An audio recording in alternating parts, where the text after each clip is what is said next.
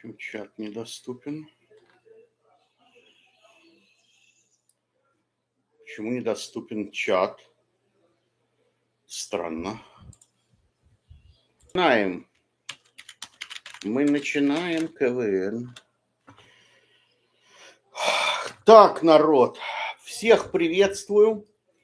Это очень важно, что вы пришли, потому что сегодня мы будем с вами, кроме новостей, читать псалм во спасение душ в грядущих страшных событиях, дорогие мои, потому что сатанист Нетаньяху, он уже вчера звонил Путину и требовал от Путина начать большую войну в Европе.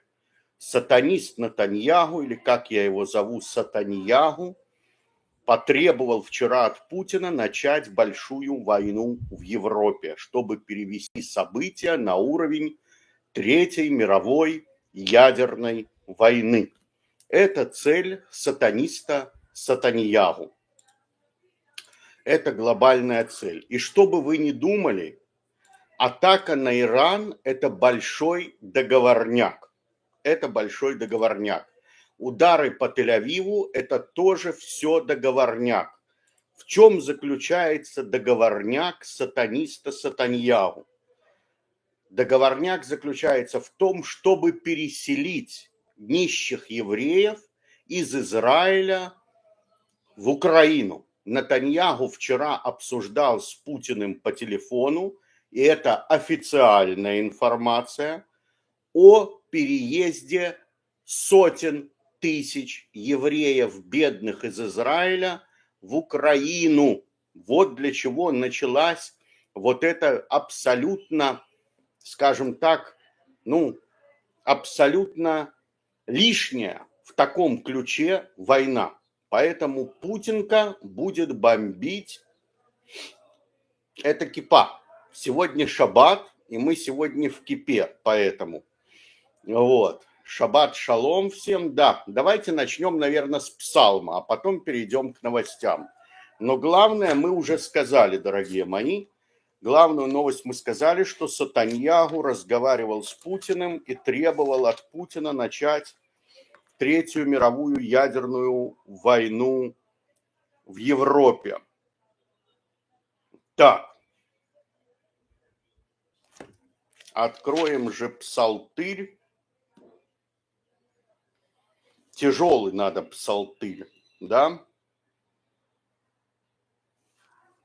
Давайте откроем 36-й псалом. В русской транскрипции это, наверное, будет 35-й.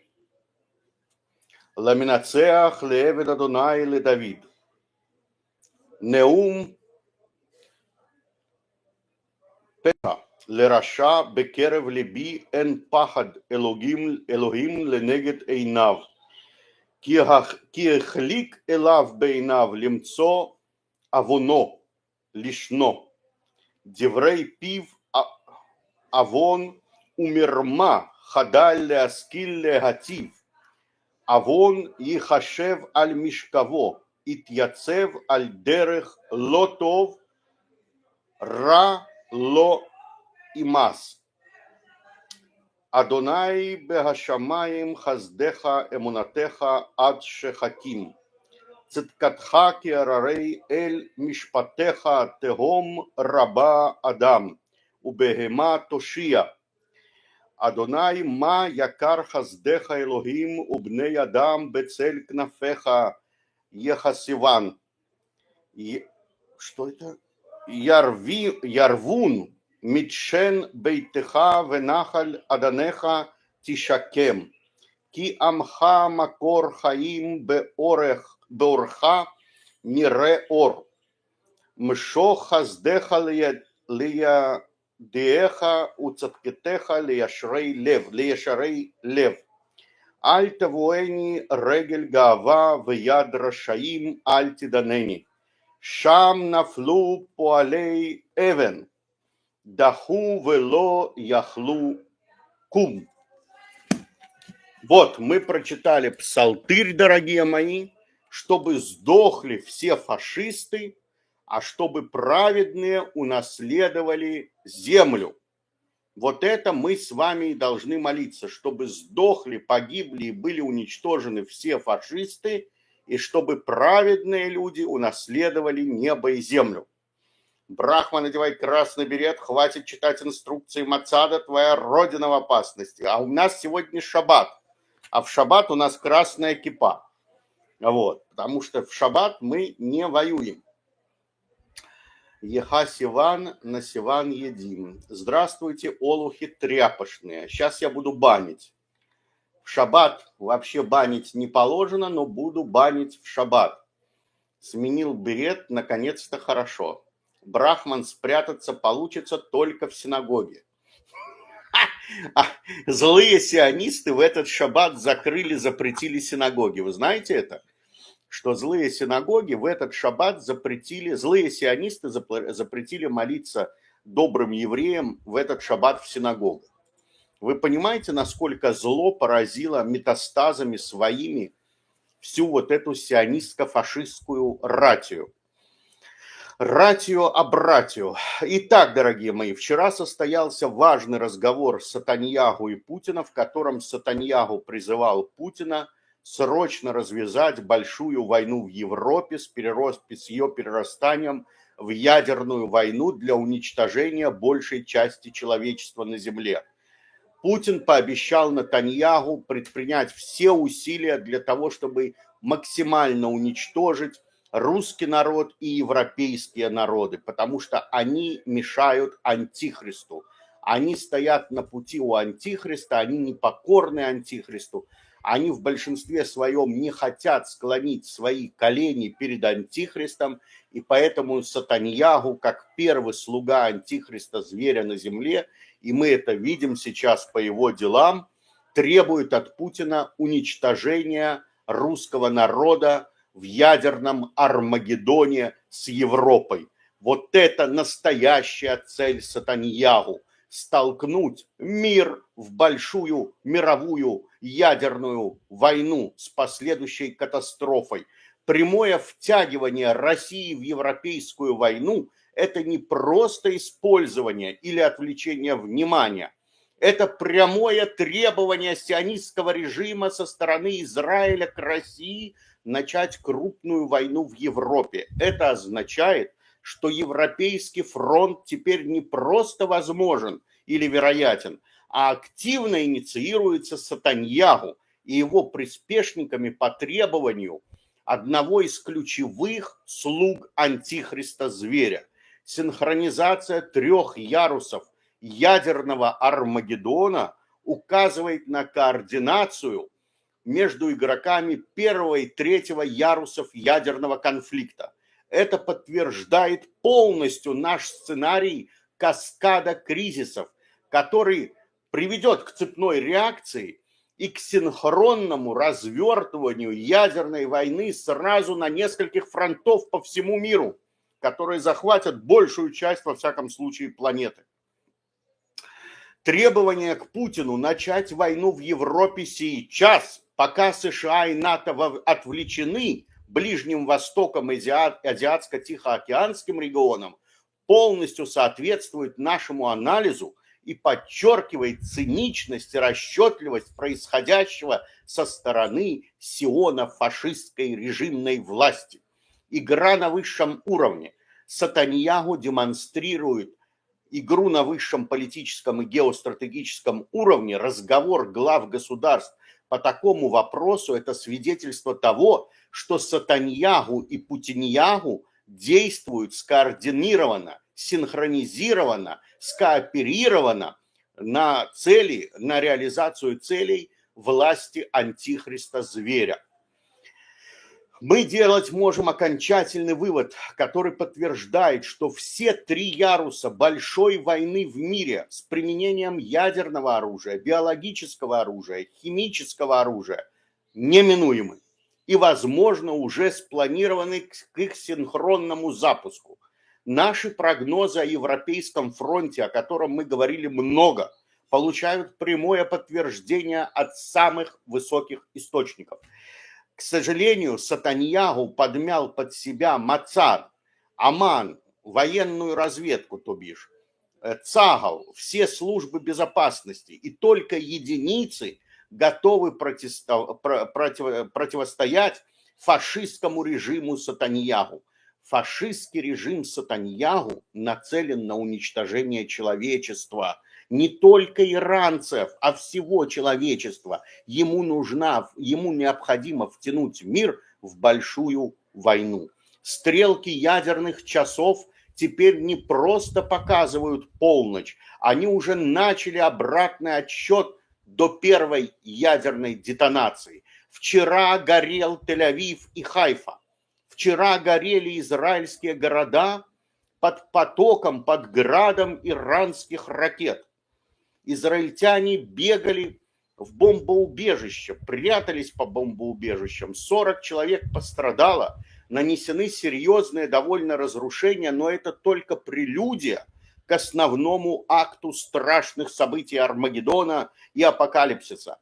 Когда ядерные бомбы упадут на сердце городов, вот тогда народ будет взывать Господу. А пока народ жрет колбасу, жрет пампушки и не хочет взывать голосом к Спасителю, чтобы отвести вот эту страшную, ужасную, фашистскую сценарию от народа. Арий похудел и помолодел за 12 часов. Я не спал просто эти 12 часов. Я чего в эфир не выходил? Я не спал. Я все время следил за новостями. Смог заснуть только в начале 5-го. Проспал несколько часов. Потом переговоры вел по телефону, да. И это, конечно, ужасно. Куда смотрит Моссад, шпион читает не ту Тору.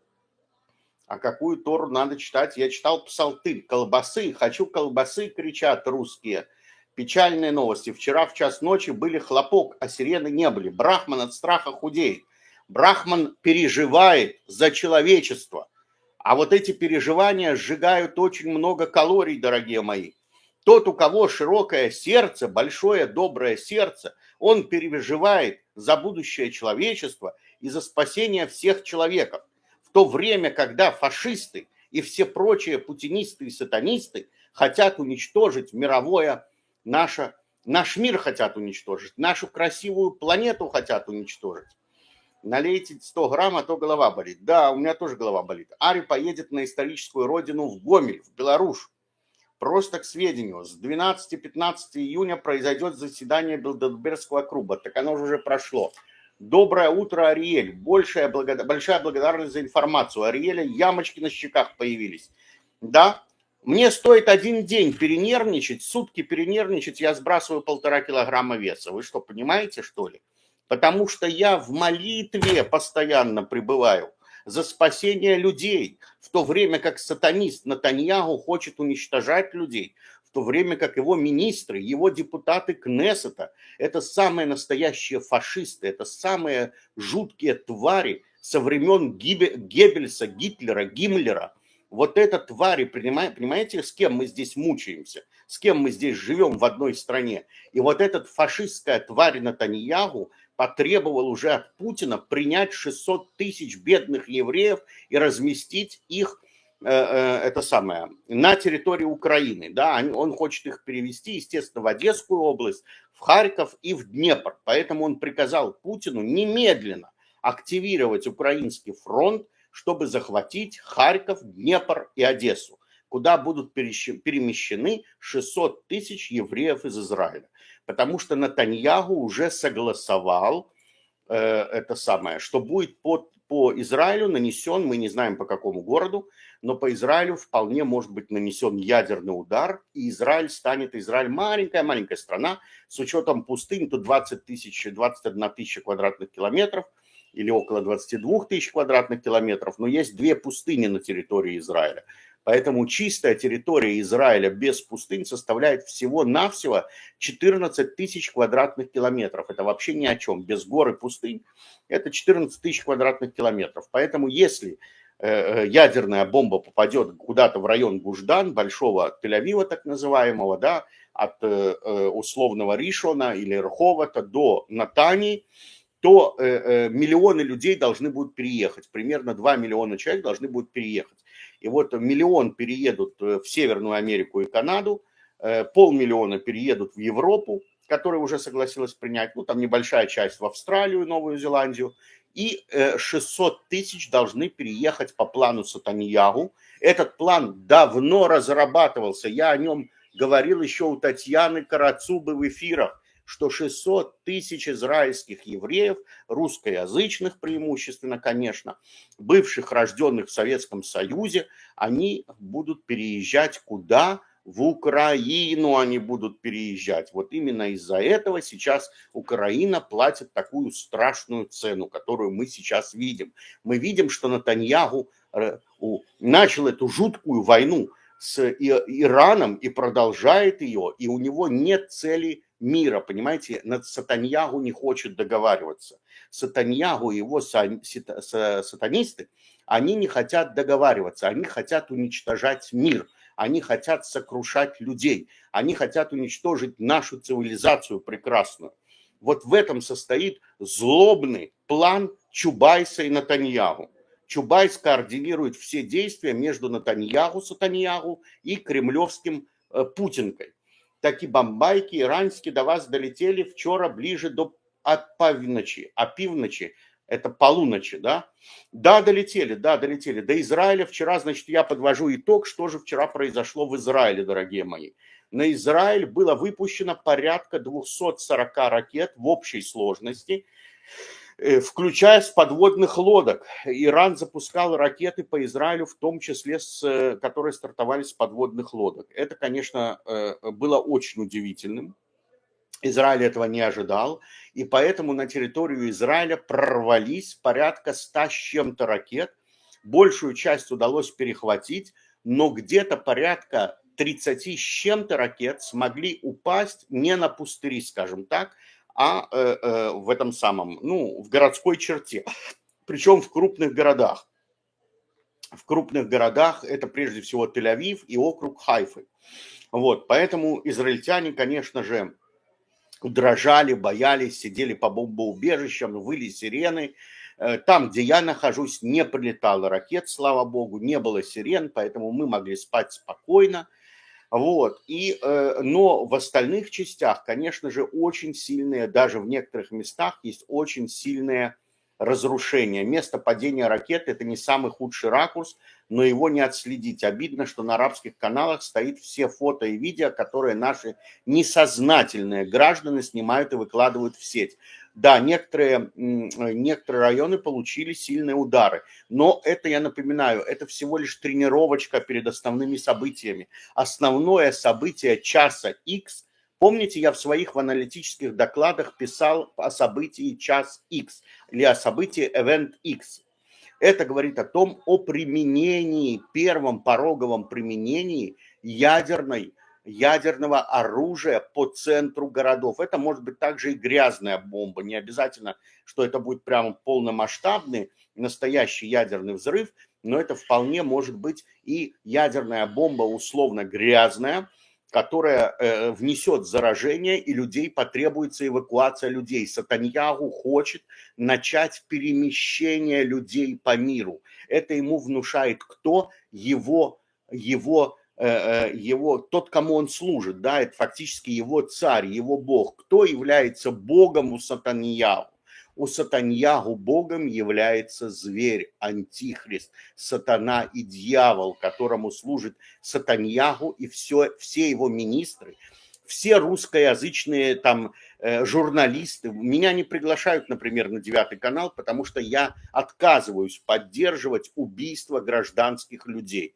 Вы представляете, вот мне отказали, я это самое спросил, а почему меня не приглашают? Я же известный блогер, у меня сотни тысяч просмотров сейчас ежедневных, у меня огромная аудитория из 50 стран, и мне на это четко сказали, потому что ты выступаешь против гибели гражданских, и мы не можем себе позволить, чтобы ты выступал с общественного израильского телевидения, официального канала и пропагандировал мир. Мы сейчас выступаем за войну во всем регионе, и в частности еще Нетаньяху требовал от Путина начать ущемление прав мусульман и особенности мигрантов мусульманских, которые прибыли в Россию со стран Центральной Азии и других стран. То есть Нетаньяху в жесткой форме поставил Путину задачу начать массовые притеснения мусульман в России, особенно в Москве, потому что очень много евреев из Израиля хотят вернуться обратно в Москву. Они говорят, в Москве сейчас безопасно, в Москве есть театры, в Москве не воют сирены, мы хотим уехать в Москву, но мы не хотим видеть в Москве мигрантов-мусульман, и поэтому они нанимают всяких там Демушкиных, Потапенковых, этих самых Соловьевых фашистов. Понимаете, что они делают? И они раскачивают лодку, и сейчас будут в России и в Москве притеснять 700 тысяч мусульман. То есть им мало большой региональной войны на Ближнем Востоке, они хотят еще и в Москве устроить гонения на мусульман. И вы видите по всему интернету, что они эту тему раскачивают. Вот эта ненависть к мусульманам по всему миру, это делается целенаправленно, это делается проплачено. И те, кто выступают против этого, те, кто выступают, как я, за то, чтобы народы мира жили в мире, их не пускают на телевидение, потому что их не пускают на радио, они приглашают только своих сволочей, своих, скажем так, апробированных сволочей, которые поддерживают войну, которые поддерживают ненависть, которые поддерживают служению сатане. Они служат все сатане. Понимаете, вот эти русские мордоязычные, которые на всех израильских каналах, русскоязычные фашисты, они поддерживают вот эти войны, истребление людей, голод, мор, и сбрасывание бомбы на жилых кварталы. Я думаю, даже сам Нетаньяху тоже в этом, конечно же, участвует, радуется, смеется, хихикает, подло. И это ужасно. Сообщается о возобновлении израильских атак на Иран. Да, Израиль снова бомбит Иран. США проинформировали Совет Безопасности ООН, что Израиль рассматривает атаку на Иран как необходимую самооборону. На электростанции Раиси произошел взрыв в Исфагане, Иран. Электростанция. Израиль начал уже бомбить полностью гражданские объекты Ирана. Электростанции, водоканалы, аэропорты, дороги, развязки. То есть мы видим, как Нетаньяху буквально проводит и реализует план антихриста. Неужели вы не видите, что Нетаньяху – это прямой представитель антихриста, зверя на земле, цель которого уничтожение всех, кто не поклонится антихристу, всех, кто не примут на себя печать зверя. Цель Нетаньяху поставить вам на лицо, на чело печать зверя. Вот в этом цель Нетаньяху. И Нетаньяху просит Путина ставить уже россиянам на морды, на харе печати зверя, да, раскаленным железом выжигать на ваших телах. И он знает, что только мусульмане в Москве способны противостоять вот этим планам, вот этой страшной сатанинской когорты. И поэтому он требует от Путина преследовать правоверных мусульман в России. Он потребовал арестовать 700 тысяч мусульман. Нетаньяху потребовал от Путина арестовать 700 тысяч мусульман. Сообщается, что на этот раз Израиль нацелился на прибрежные районы Ирана. Предварительная оценка ущерба в Рамадгане. Из-за ущерба более 100 жителей остались без крова, там больше на самом деле. Отчет об атаке на аэропорт Махрабад в Тегеране. Сообщение об атаках также в регионе Элам. Сообщения об израильских атаках за последние минуты также поступили в Керманшахе. Иран сообщает, последняя волна атак стала самой жестокой с момента начала атак в Иране. Мы видим, как Нетаньяху уничтожает человечество. ПВО в Тегеране палит в белый свет, как копеечку. Представитель Израиля в Совете Безопасности. Мы атаковали ядерный объект в Натанзе, хвастается представитель Нетаньяху в ООН. После получения информации, указывающей на то, что Иран близок к получению ядерного оружия. Число пострадавших возросло до 50 уже в Тель-Авиве. Из них 2 человека находятся в критическом состоянии, а 8 в состоянии средней тяжести. Он бывший министр Вот этот главный сионист в Совбезе ООН на выступлении, это он страшный, его зовут Данон, понимаете? Данон – это вот точно демон. Посмотрите на его рожу, кто его не знает, я его хорошо знаю, я даже лично с ним встречался когда-то давно. Так вот этот вот сионист Данон в Совбезе ООН, пока вы говорите, мы будем убивать мусульман. Вот это его заявление. Пока вы говорите, мы будем действовать и убивать всех, кого мы хотим. По его словам, в данный момент Израиль запускает бомбы столько, сколько он хочет по любым гражданским объектам в Иране. Вот вам, пожалуйста, выступление Данона прямо с трибуны ООН. На Эйлат падали БПЛА. Я даже думаю, что Сатаньяху, возможно, специально отдал распоряжение пропускать часть ракет, чтобы сымитировать вот этот ущерб. Потому что от Сатаньяху такое можно ожидать. То есть сами себя бомбят. Мы знаем, что Путин это делал, и вполне вероятно, что Сатаньяху тоже это делает. Перехвачен дрон в Эйлате дрон перехвачен. Находиться вне здания опасно для жизни, пишет служба тыла Израиля. Телеканал Эль-Арабия сообщает, что более 40 израильских истребителей снова вошли в воздушное пространство Ирака по пути в Иран. Иранский отчет. Израиль в настоящее время пытается атаковать крупную электростанцию в Исфагане, где находится ядерный завод по обогащению урана в Фордо. Израильская полиция задержала группу арабов из Умуль-Фахма, это недалеко, кстати, которые запланировали устроить автопробег по поводу иранского удара по Израилю.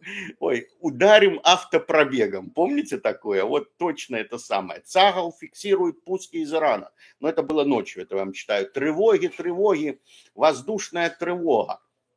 Ручки в сторону. Помните, да, когда воздушная тревога, надо ручки в сторону делать. Это украинские так эти самые, как-то их рекламировали тогда, вот сионисты на украинских каналах, они показывали, что повітряна тривога, с гора мая перемога, и вот они ручки в сторону, ножки в сторону, ручки в сторону. Разрушение, массированное разрушение в Тегеране сегодня вечером.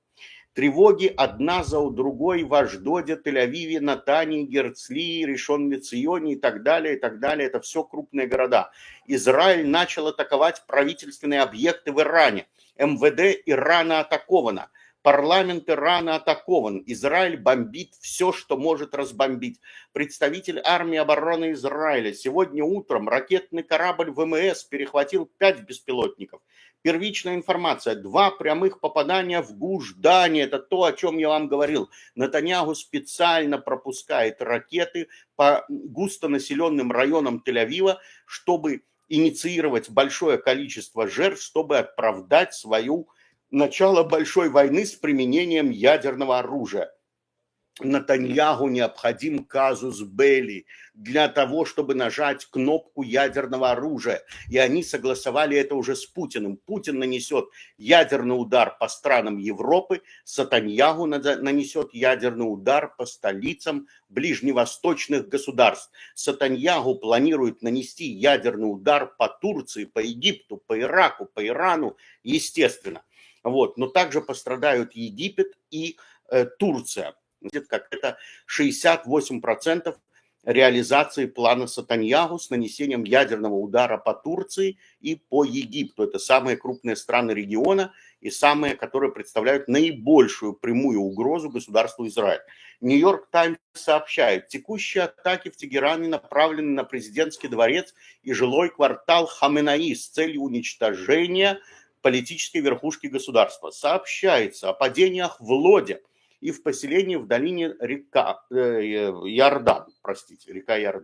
Появилась первичная информация о нескольких легко раненых, уточняется последствия обстрела. Информация уточняется. Жуть. Кадры, страшные кадры я вам здесь не показываю. Авраам Арнан, отец еврейского спецназа. Арнон, правильно его фамилия, а не Арнан. Пребывание вблизи безопасного помещения обязательно. Ну что, братья и сестры, в тревогах? Попытка номер 2 поспать. Не дадут же засранцы, но надо пытаться, пишут сионисты в чатиках. Представитель Цагаля. За последний час из Ирана по территории государства Израиль были выпущены десятки ракет. Это 2 часа ночи. Некоторые из которых были перехвачены, остальные попали на открытое пространство. Сволочи, бухает сильно. Спать не дают, жалуются сионисты-свиноеды. Промышленный парк Чахараджанданджан в Южном Тегеране после атаки израильских сил. Горит, все горит и взрывается. На этот раз тревога сработала без предварительного предупреждения. Падение в районе города Ришон-ле-Цион. Большой пожар в Тегеране. Очень много, еще много тревог. Еще один зал. Фордо. Анунаки атакуют Фордо. Израильские истребители нацелены на объекты по обогащению урана, чтобы вызвать ядерную катастрофу. Радиолокационная станция в Керадже в Иране подверглась атаке со стороны израильских ВВС. Перехваты, а я маленький такой. Взрывы, услышанные ранее в этот день в Восточном Ираке, были результатом продолжающейся воздушной кампании против Ирана. Во время последнего обстрела попадание непонятно где, что это за город, но очень сильное попадание, пострадало много домов. Осколки падают на детские площадки. Представитель Цагаля после оценки ситуации командование тыла отдало распоряжение о том, что можно покинуть защищенную зону. Это уже было в 6 утра. Нет сомнений, что Иран оправился от вчерашнего начального удара внезапного. Было ясно, что они оправятся в любой момент и начнут запускать ракеты в больших количествах. Жалуется сионистский режим. Ребята, я все понимаю, не выспались, есть прилеты и раненые, есть погибшая пожилая женщина, но пессимизма нам не надо. Что-то он пишет на испанском. «Аля гуэра комле гуэра». Это или на испанском, или на на латинице. Мы ломим, гнутся шведы, кричит сионист и свиноед. Вот эти сионисты-свиноеды, они самые злобные, дорогие мои. Вот я хочу передать сообщение мусульманам, особенно Москвы, которых сейчас начнут сильно притеснять по указке Нетаньяху, Путину. Самые опасные сионисты – это сионисты-свиноеды. Имейте это в виду. МАДА сообщает, что МАДА – это служба скорой помощи Израиля, Маген Давид Адом, сообщает, что число пострадавших в результате разрушений в районе возросло до 14 человек. Это утренний удар, который был, видимо, в Ришон-ле-Ционе. В Ришон-ле-Ционе один погибший, 3 получили ранения средней степени тяжести, еще 3 более легкие, среднелегкие. В кафе на севере Тегерана жители празднуют удары израильских ВВС. Жители Тегерана на самом деле поддерживают дружбу с народом Израиля.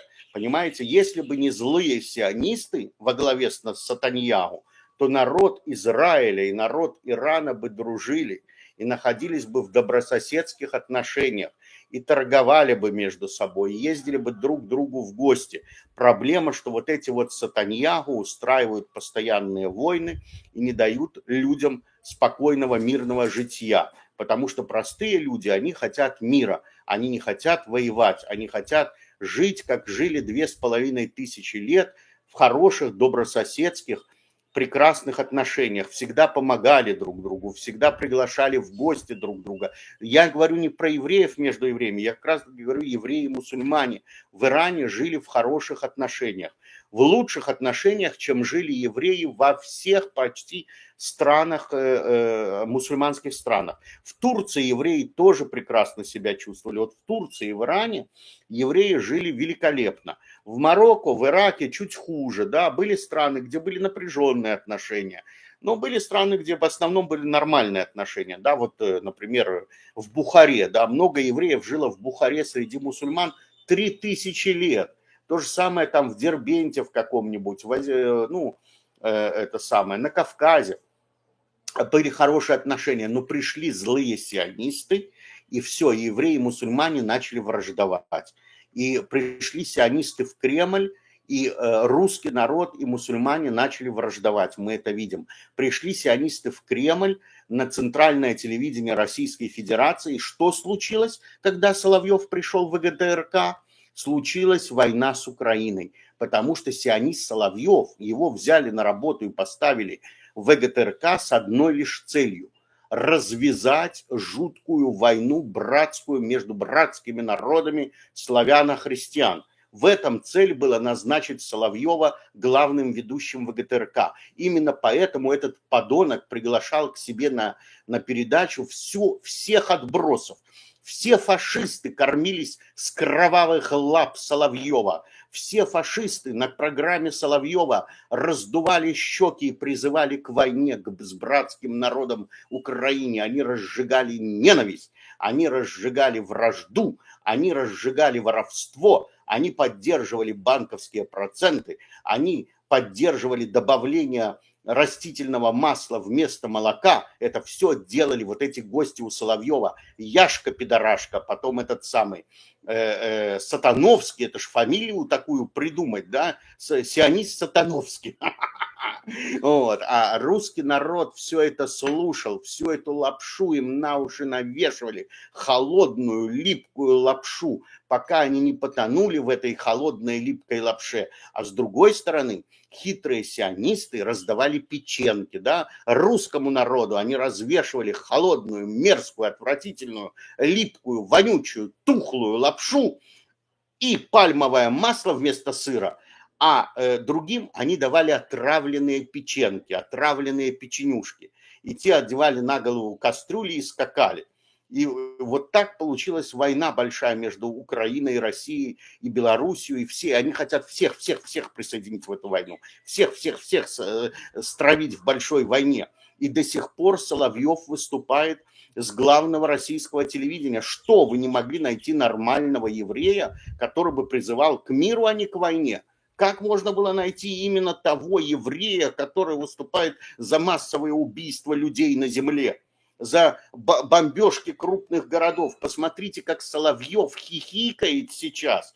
Посмотрите, как все эти вот эти остальные мерзкие твари, они же Сатановский как радовался, когда Израиль сейчас бомбил города. Ведь он же всегда призывал бомбить Иран. Сатановский вот этот вот. И все прочие вот эти яшки-какашки. А вы это все терпите вместо того, чтобы избавиться от этой мрази фашистской. Не пора ли русскому народу избавиться от фашистской мрази? Не пора ли скинуть с себя этих анунаков, которые сели вам на шеи, с длинными носами, фашистскими горящими сатанинскими глазенками? Их глаза горят, словно угли в аду. Неужели вы не видите во взгляде Сатановского и Соловьева горящие угли ада? Вы пойдете в ад вместе с ними, если вы не избавитесь от этой твари.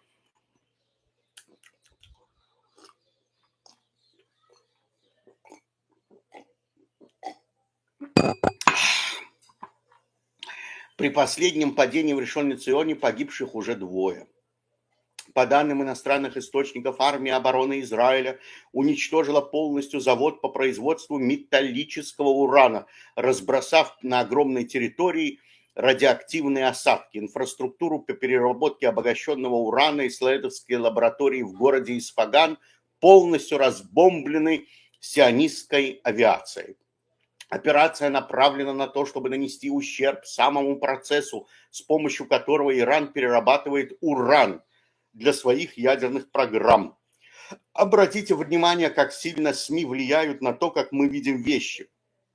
Вчера, когда были тревоги, когда не было никаких сигналов, весь Телеграм, вся сеть, каждый телеканал транслировали победные кадры Цагала из Ирана. Каждый момент атаки, каждый момент разрушения. Теперь же, после того, как началась волна иранских атак на Тель-Авив, внезапно всеобщее внимание направлено на события в Израиле. Однако вы поймите нечто очень важное. Фокус СМИ не указывает на симметрию событий. Другими словами, пока сионисты во власти, разрушаются дома и жилые кварталы, разрушаются аэропорты и электростанции. Сионисты радуются, потому что они управляют всеми процессами на земле. Сионисты хотят подстегнуть все мировое человечество к началу Армагеддона. И это ненормально. Очень тяжело успеть вовремя в убежище. Мы бежим. Мы падаем, встаем и все равно бежим. Когда нет предварительного оповещения заранее, тем более ночью, мы вскакиваем с наших постелей.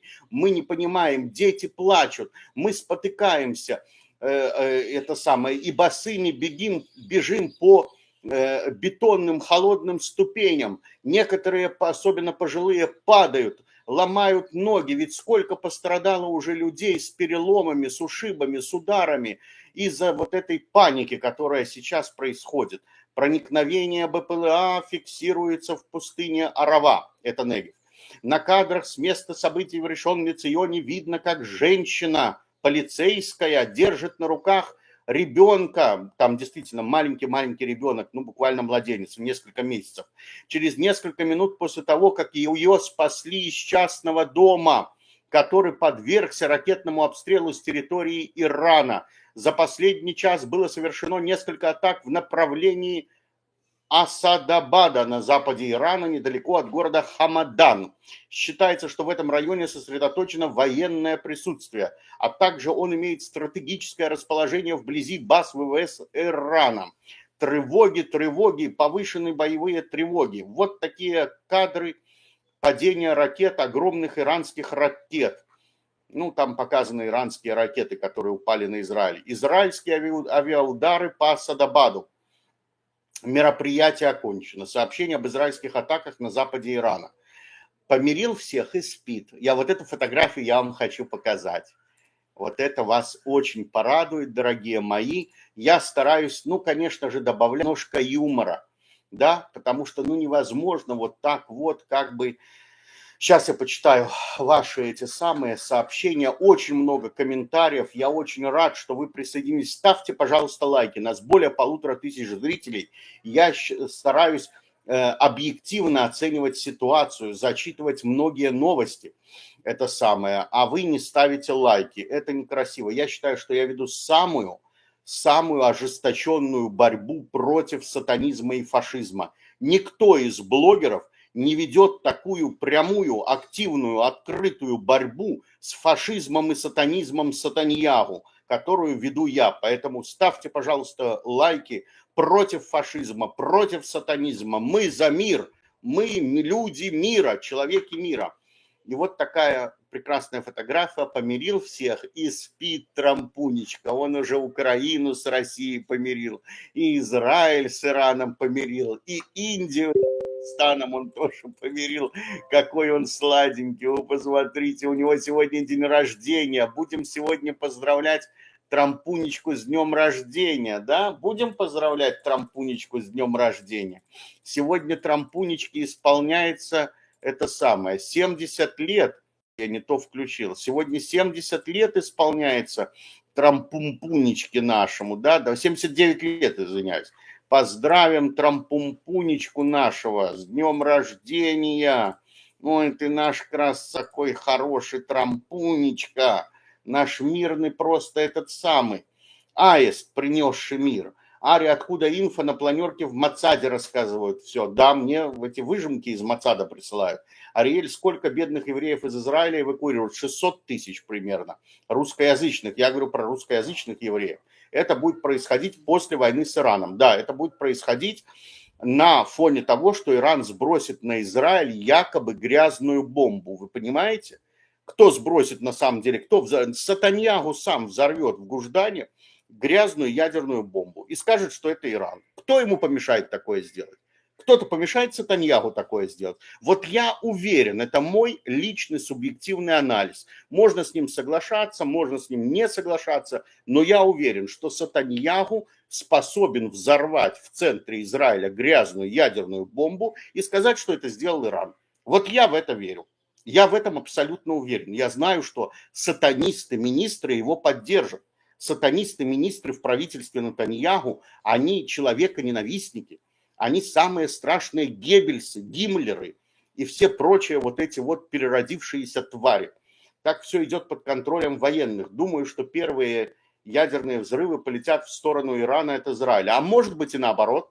А может быть будет провокация. А может быть Сатаньягу сам взорвет грязную ядерную бомбу в Тель-Авиве. Почему такого вы не рассматриваете? Чтобы получить легитимность, ответить уже ядерным ударом по Ирану. Это и есть аналитика войны, вот это и есть глубокая аналитика. Полетят в сторону Ирана от Израиля. Израиль же применил ядерное оружие в Ливане, мы помним, да, в 2020 году или в 2021. в порту Бейрута. Этот проект «Новый Иерусалим» пересылают за счет уничтожения славянских городов и жизней. Совершенно верно. Ариэль ярмолку надел. Да, потому что сегодня шаббат, и мы возносим молитву Господу. Я прошу вас всех, сосредоточьтесь на секунду. Уделите несколько секунд своего сосредоточения на духовном процессе. Давайте все вместе, нас 1500 людей с открытыми душами, откроем наши сердца Господу Богу и помолимся за мир во всем мире, каждый на своем языке, каждый в своей конфессии. Мы, люди мира, взываем Господу, Вседержителю, спаси и охрани нас от фашистов, от сатанистов, от сионистов. Убери от нас все зло. Пусть на мире будет мир. Миру мир. И чтобы не было колбасы свиной. Кстати, классная рубашка. Арий Василий Петрович, земля в Украине уже еврейская. Арий, а чем интереснее тех, которые хотят уничтожить человечество? В чем интерес тех? Они хотят поработить. Непокорных они хотят уничтожить, а остальных они хотят превратить в рабов. И вопрос, хотите ли вы стать их рабами? Хотите ли вы принять на себя печать зверя? Если нет, ставьте лайки. Ставьте лайки, кто против власти Антихриста.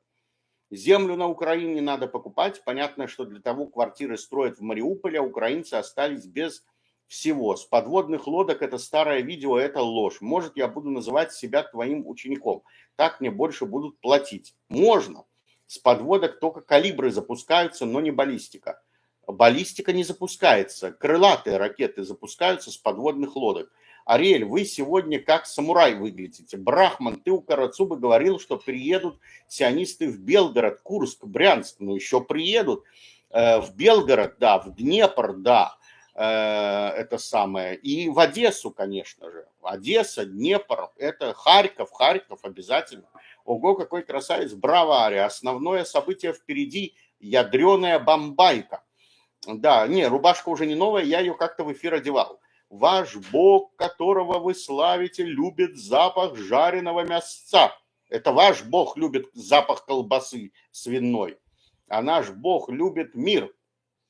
В Мариуполе их еще не раздали. Ариэль хочет евреев снова рассеять по миру, снова отправить в Галут.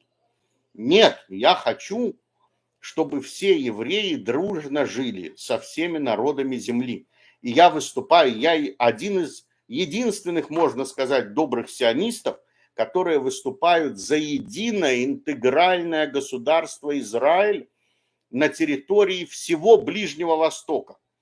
Вот за что я выступаю, чтобы был единый Израиль на всем Ближнем Востоке вместе с другими государствами мусульманского мира. Чтобы не было границ, чтобы мы ездили свободно и все было здесь мирно, как в Советском Союзе. Вот как в Советском Союзе были мусульманские республики, были нерелигиозные вообще светские там республики, всякие национальные республики, и все без границ ездили свободно, и все товары переходили свободно, и люди, и товары. Почему такое не сделать на всем Ближнем Востоке? Ария, а что пирожки с человеческим мясом? Это я не понял, что вы имеете в виду. Не пишите такие гадости, иначе вы сдохнете и отправитесь в ад. Когда Украина и Россия поймет, что они не враги, будет ли спасение? Это обязательно произойдет, но не скоро еще. Да, это произойдет только после большой-большой войны. Когда люди будут уже жить в метро и в канализациях, спрячась там от радиоактивных осадков и от кислотных дождей. На 9 канале кометы здравомыслящие удаляют в течение 5 секунд. Да, на 9 канал приглашают только фашистов. Поэтому все, кто участвует на 9 канале, это все только те, кто обладают фашистскими, человеконенавистническими, нацистскими, я бы даже сказал, мировоззрениями. Добрых, хороших людей на 9 канал не приглашают. Говорю вам это по собственному опыту. Меня когда-то приглашали на 9 канал десятки раз. Но потом это стало полностью кремлевско-фашистская клоака. Ариэль, что будет с биткоином? Биткоин будет дорожать, как и золото. Золото и биткоин будут дорожать. Заварушка будет между Средней Азией и Иудеей. Нет, между Средней Азией и Иудеями никакой заварушки не будет. там все будет нормально. Что будет со свиноедами? Свиноеды отправятся в ад. Какие биткоины, кому они будут нужны без интернета, без электричества? А дело в том, что они сохранятся, и сохранится искусственный интеллект. И будет все равно распределенная паутина, которая будет использовать биткоин в качестве вот этих единиц токенов доступа к продуктам питания, к необходимым услугам и к тому же электричеству. Вот в будущем электричество люди будут покупать только за биткоины, потому что биткоин будет такой дорогой, электричество будет далеко не у всех. Электричество и связь будет только у тех, у кого будут биткоины. Вот для этого они и сделали биткоин. На каком основании Нетаньяху может что-то требовать от Путина? Потому что Путин назначен на свой пост сионистами. Путин назначен и установлен и поставлен сионистами на пост президента, смотрящего за Эрефией. Вот на этом основании Нетаньяху приказывает Путину. Вы почитайте, все же описано, все же в сети есть. Кто назначил Путина и как он стал председателем правительства, как он стал потенциальным преемником у Ельцина. Это же вот Чубайс фактически с Юмашевым на этот пост назначили. А кто такой Чубайс? У Чубайса какое сейчас гражданство? Где живет Чубайс?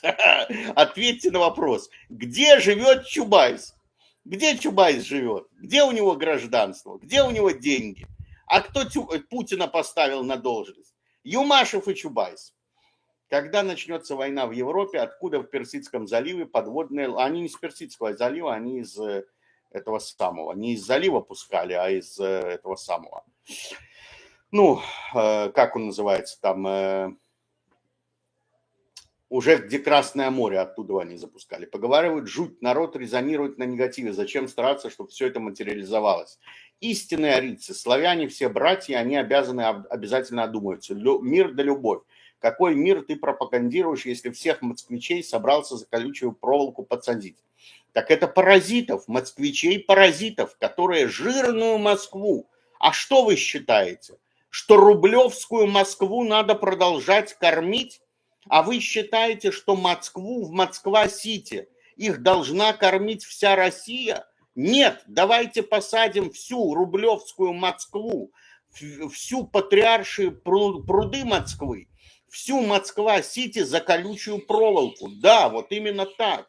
Всех вот этих жирных москвичей, которые только жрут по кафешкам по 300 рублей кофе с пирожными. Вот давайте их всех за колючую проволоку, и сразу война с Украиной прекратится. А русских кто будет защищать? Белый царь будет защищать русских. А вы не хотите белого царя. Вы хотите сиониста Путинку на горбу таскать. Вам нравится на своем горбу сиониста Лаврушку, сиониста Пескушку на своем горбу таскать. Они у вас на горбу едут и еще вами погоняют все эти Абрамовичи с Чубайсами. Вот что вы хотите, да, вот это вам нравится, когда у вас на горбу Чубайс с Абрамовичем катаются 30 лет уже. Какой плохой Сатаньяху, ай-яй-яй, Сатаньяху очень злой. Русские сами себя защитят, они просыпаются. Медленно что-то вы просыпаетесь. Что за брахманом так смакует и толдычит? Там еще есть обезьяниху. А кто такая обезьяниха? Ариэль, тебя скоро свои же принесут в жертву в какой-нибудь праздник, чтобы много не чирикало. Ариэль рулит, Ариэль брависсимо, умничка, разносит в пух и прах сиона сатанистов. Арик, тормози. Загрязнение окружающей среды много людей проредить нужно. Да, это то, что они хотят сделать. Так, живут в России с морлоками и харями. Вы любите Россию.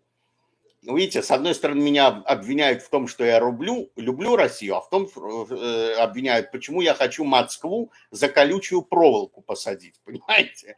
Каждый видит свое. Это как бы люди не видят всей картинки целиком. Люди видят каждый свое. Кто за то, чтобы посадить грязную, жирную, наглую Москву за колючую проволоку? Всех вот этих москвичей, сволочей. Кто за то, чтобы их за колючую проволоку отправить? Ставим лайки. Помните, как было голосование на ринге гладиаторов? Кто за то, чтобы жирных москвичей за колючую проволоку? Кто за то, чтобы поганых этих любителей бутиков за колючую проволоку? Бутики Москвы за колючую проволоку, Рублевку за колючую проволоку. Ставим лайк. Вперед, вперед, колбасные войска. Потеря управления. Сатаньягу наш пацан. Староверы верещали, что транспорт – это печь дьявола. Теперь инфровизация, печать зверя. Йогурт Данон. Йогурт и порошок Данон. Да, его зовут Дани Данон. У него имя очень интересное, но он очень злой сионист. Дани Данон, он посол Израиля при ООН. А ты похож на лживого джина из лампы. Кто-то мне пишет, какая-то Ирина Казанцева, сволочь мерзкая. Чем больше на земле бомбайка, тем больше славян объединяйка. С Ариелем согласен. Когда хорошо Бога не знаем, когда трудно не призываем его, лучше призывать Бога каждый день. Отключите дождь в Москве, мне концерт идти надо. Отключаем дождь в Москве, запрещаем дождь. МММ Данон. Типа вкусно, да. Данон. Его зовут Дани Данон. Дани – это имя, Данон – фамилия. Привет из Абхазии, мир Израилю и Ирану. Вот это хорошее пожелание, вот это добрый человек. Вот Иисус Христос бы про этого человека сказал, вот он добрый человек. Данон выпускает турйогурт. Мне уже 2 пережили, чем ваши хуже.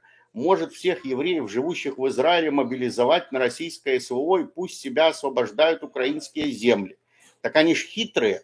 Разве Соловьев отправил своего сына в СВО? Вот сами подумайте, Соловьев своего сыночка отправил в СВО? Нет, он ваших детей отправил в СВО. Ария, а есть инфа, где сейчас Машиах и когда заявится? Скоро объявится. Скоро уже объявится Машиах, да. Мой кот лучше всех котов, это точно. Индекс Тель-Авив можно уже шортить. Ну, нужно было его уже шортить, да. Что-то подозрительно, что Иран не ударил по военным, потому что все это договорники. Неужели вы не понимаете, что все это спектакль, что Сатаньягу и Иран организовали спектакль на наши деньги, и самое страшное, на наши жизни. Неужели вы не понимаете, что все это спектакль? Это спектакль, устроенный Сатаньягу. Украина проиграла войну. Все религиозное начальство под единым управлением. Давайте уже котлет поедим. Свободный выбор. Израиль скрывает, но не знает, что упало, где надо. Израиль – это такое святое место на планете, где жил Иисус Христос, мой самый любимый человек.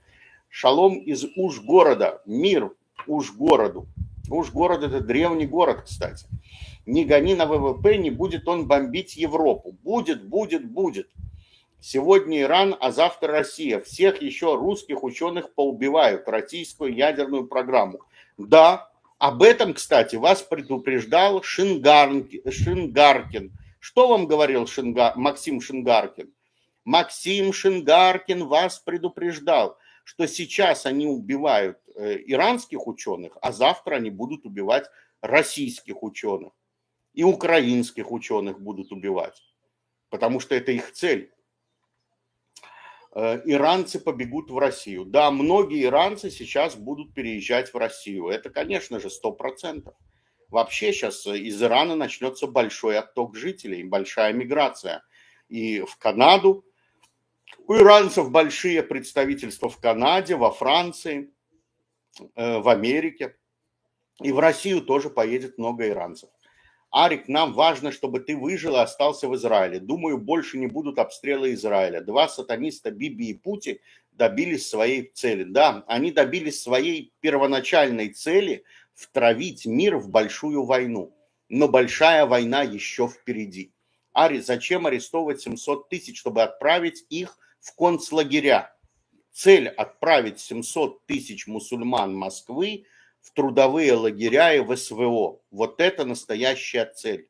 Чтобы вы понимали, они хотят арестовать 700 тысяч мусульман в Москве и в России, ну вот якобы незаконных мигрантов, да, и чтобы их отправить сначала в тюрьмы, в лагеря, а из тюрем и лагерей отправить их в СВО. Вот для этого это все и делается. Вот поэтому все эти Потапенко, знаете такой сионист Потапенко? Вот я не понимаю, почему мусульмане дают ему свободно выступать с его ненавистью к мусульманам. В России живет 25 миллионов мусульман, и фашист Потапенко выступает против 25 миллионов мусульман в России живущих. То же самое живодер, живоглот, националист, фашист Демушкин, который мимикрирует под русского человека. Он никакой не русский. Фашист, нацист, националист Демушкин – это самый настоящий сионюга картавый. Он же картавый сионюга ваш, Демушкин, которого наняли, который сейчас разжигает межнациональную ненависть. Где ФСБ? Куда смотрит ФСБ? Почему ФСБ за Демушкиным не пришло до сих пор? Здравия, так пусть они воюют на СВО с обеих сторон. Меньше сионистов, больше мира на земле. Они не будут воевать, вы будете воевать, ваши дети будут воевать. Посмотрите, еще раз говорю, пример Соловьева. Он ваших детей отправил воевать в СВО. Насильно, за деньги, как угодно, увещеваниями. А своего сынулечку сионист Соловьев не отправил воевать в СВО. Понимаете? Вот в этом их хитрость, и злобность, и сатанизм их. Евреи могут остановить китайцев. Евреи помогут остановить китайцев. Ну, не думаю, это я не согласен. Давай с выражением зачитывай. Качай, сними кастрюлю. Это кому? У Путина дочка живет в Мюнхен, и бывшая жена живет там же. Да, Путин, направить ракеты на сборище, и всех глобалистов сразу, всех в одной ракетой. Васина бородатая зомби. Я против гнусных планов сионистов. В Иране 50% азербайджанцы, они народ... Кстати, вы слышали вчерашнее предложение Сатаньяху? Кстати, очень хитрое предложение озвучил Сатаньяху. У меня праздничная рубашка, потому что сегодня шаббат. Сатанист Сатаньяху озвучил вчера предложение, чтобы Азербайджан, внимание, вторгся в Иран. Представляете? Сатаньяху вчера озвучил предложение, чтобы Азербайджан вторгся в Иран и забрал большую часть территории вместе с жителями. Потому что большая часть азербайджанцев живут действительно на территории современного Ирана. И 20% населения Ирана – это этнические как бы азербайджанцы. Как вы думаете, Ариэль, будет ли Иран сегодня бомбить? Будет. Это, конечно, вопрос в каком объеме, в каком масштабе. И еще раз говорю, самое опасное, что Сатаньяху специально будет пропускать ракеты на центр городов. Вот это мое опасение. Вот это мое опасение, что сатанист Нетаньяху специально делает так, чтобы ракеты падали на центр городов. Ари, убери толстянку в тень. Какую толстянку? Толстянку в тень. Так, слово материально, землю на Украине надо покупать, жги, Ари, жги, чтобы все озвученное не сбылось никогда. Хинштейна, Хинштейн, это еще тот сионюга, поставили на те города, где будут расселения. Абсолютно правильно, я об этом тоже говорил, конечно. Хунштейн – это наш человек. Ариэль, какая сейчас обстановка в Израиле, хочется узнать. Ну, сейчас люди спят, потому что всю ночь бомбили, люди не спали, дети не спали. Положение было очень тяжелое, сами понимаете, поэтому сейчас большинство людей отдыхают или просто спят, потому что ночь была крайне тяжелая.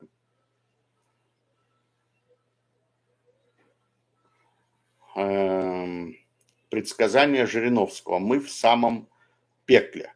Сочи, Корея, Лапс.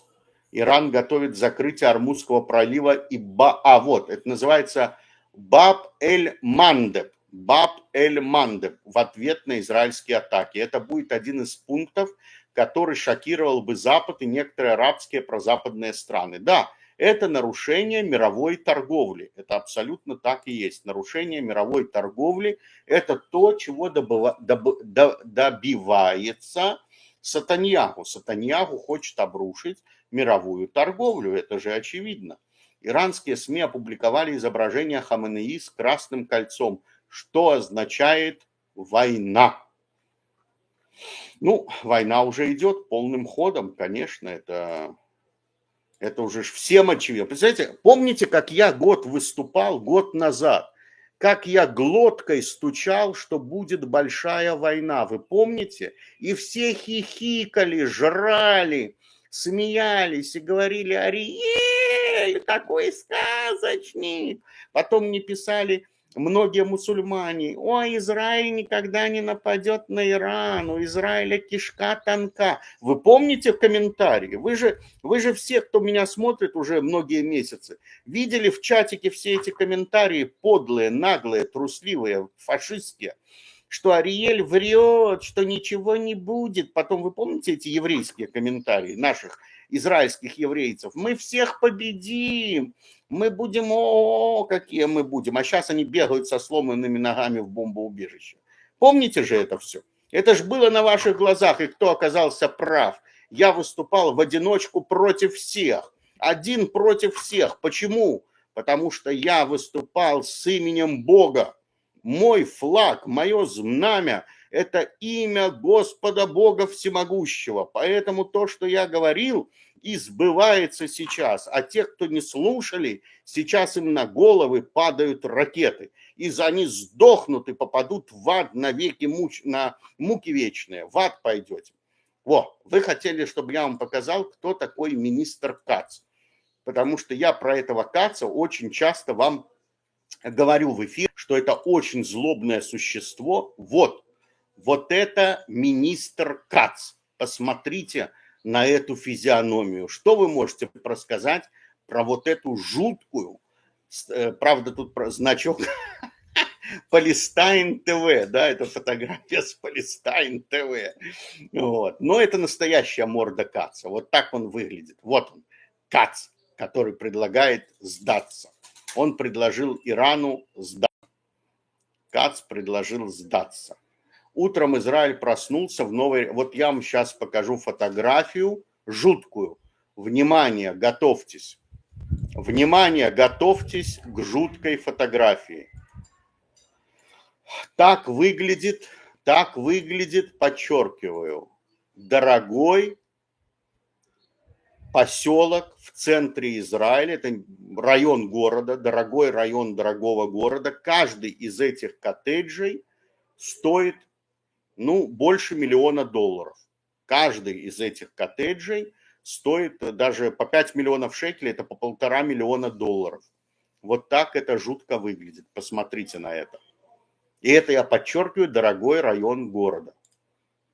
Ставьте, пожалуйста, лайки за мою такую несгибаемую волю, за то, что я сражаюсь. Мне, конечно, тяжело.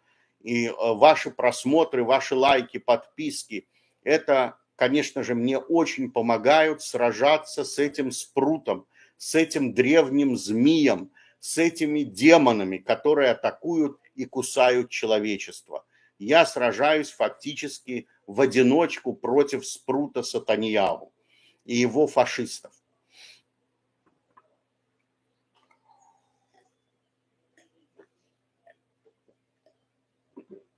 Ибо я настоящий Божий сын, я сын света, я Божий пророк, я несу людям правду от имени Бога.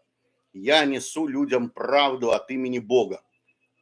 А фашисты, лживые твари, они лгут со всех каналов, со всех YouTube-канальчиков. Эти твари просто нагло лгут. Ариэль, вы поддерживаете агрессию на Иран. Я не поддерживаю агрессию в целом ни на Иран, ни против кого. BlackRock – основной инвестор компании ASML, которая производит... Я знаю, что такое компания ASML. ASML – это компания в Нидерландах, которая производит фотолитографическое оборудование, необходимое для производства чипов и процессоров. Да, у меня есть знакомый, который там работает, так что я о них прекрасно осведомлен. Отлично, денежное дерево разослось, у Ариэля хороший знак. Арик перешел в поэзию. У меня есть надувной матрац, если что. Сатаньяху улетел к Трампуне. Нет, Сатаньяху опасен, сидит тут. В чем интерес тех, которые хотят Армагеддона? Порабощение человечества. Повторяю, те, кто хочет Армагеддона, они хотят уничтожить свободных людей и поработить всех остальных. Чтобы не стать рабами, мы должны знать правду, Мы должны говорить людям правду, мы должны сражаться за мир буквально. Мир должен получить когти, мир должен получить бериллиевые клыки. И рвать фашистов мы должны все объединиться и рвать фашистов когтями и клыками, разрывая фашистов в клочки по закоулочкам. Ариэль просто говорит, что сионисты, сатанисты во всем виноваты. Ари, ты же сам говорил, что хотел бы поставить себе чипик в голову. Я хотел создать и работаю над этим активно интегральное сознание человека и искусственного интеллекта, да, то есть нейробиологическое сознание высшего типа. Бедные иранцы, да, иранцы, израильтяне тоже бедные. Письков, когда от жены убегал, саблю тестя украл. Вот подлец какой. Сатаньягу, да, Сатаньягу. Арик колбасный воин, диванно-колбасный воин. Ну, видите, кто-то...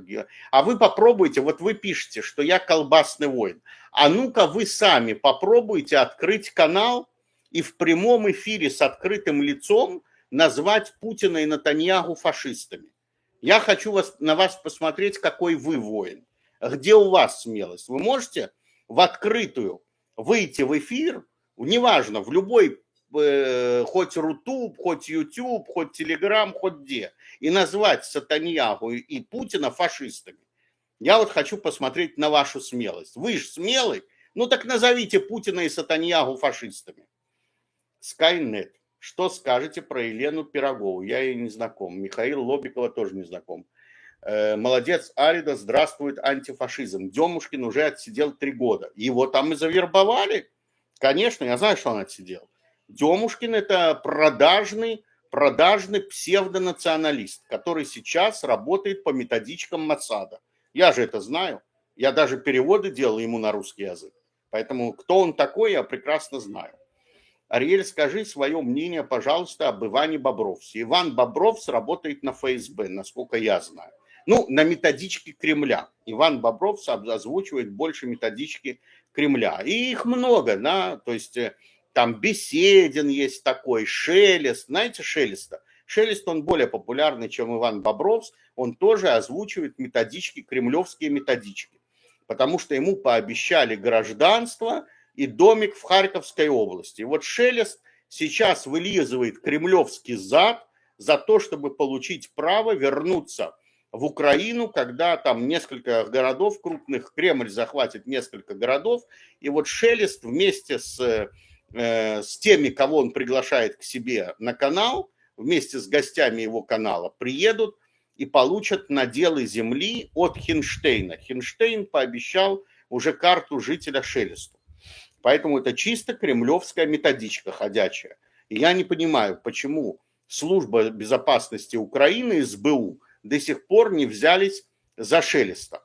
Маром, ты белобилетный воин, с тебя взятки гладкие. Ну, я высокодуховная сущность. Именно поэтому с меня взятки гладкие. Потому что я не подчиняюсь социальной матрице.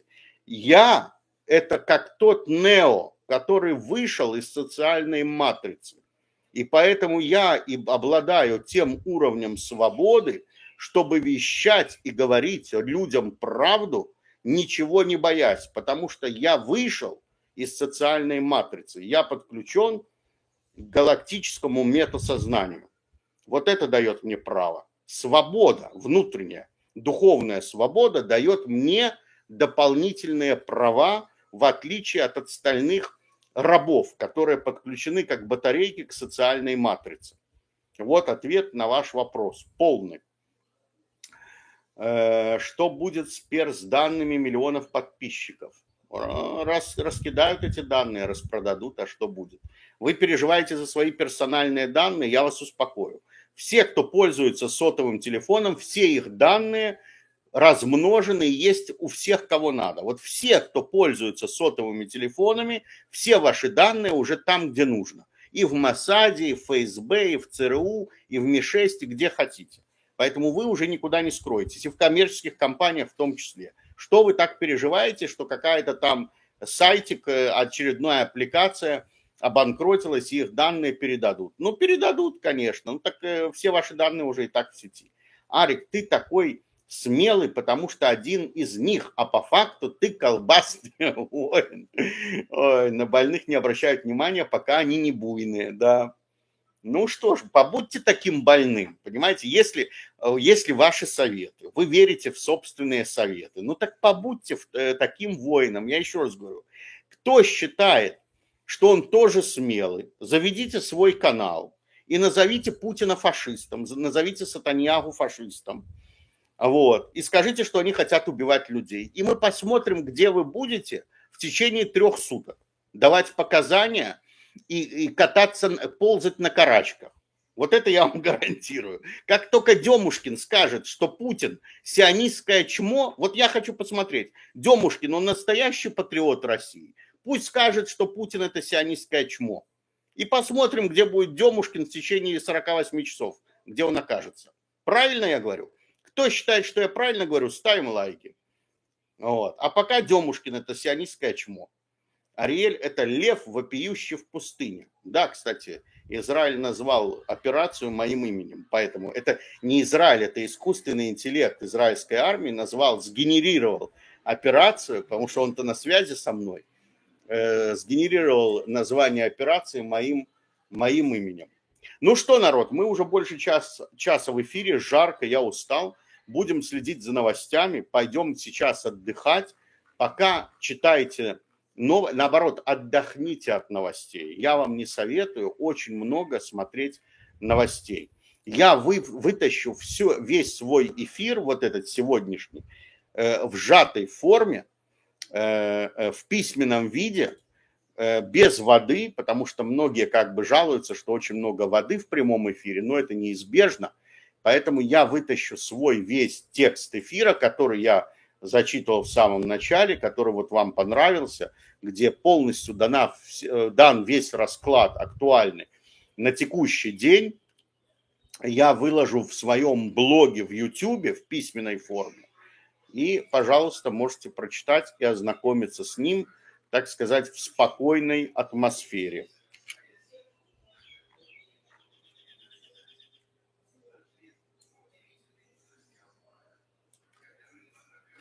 Так, сегодня у нас какое число? У нас 14. Еще раз поздравляем Трампунечку великолепного с днем рождения, с 79-летием. Желаем ему поскорее отправиться к Байдену, к его другу Байдену. Вот.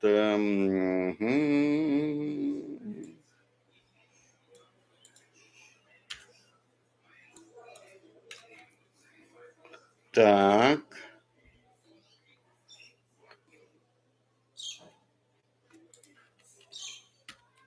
Потому что тут есть вещи, которые я не озвучил. Вот.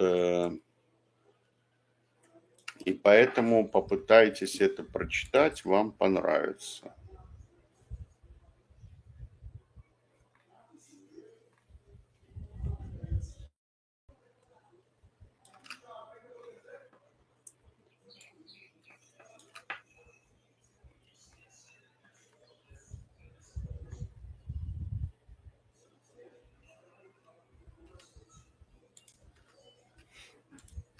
Радиационный химический анализ вот подошел.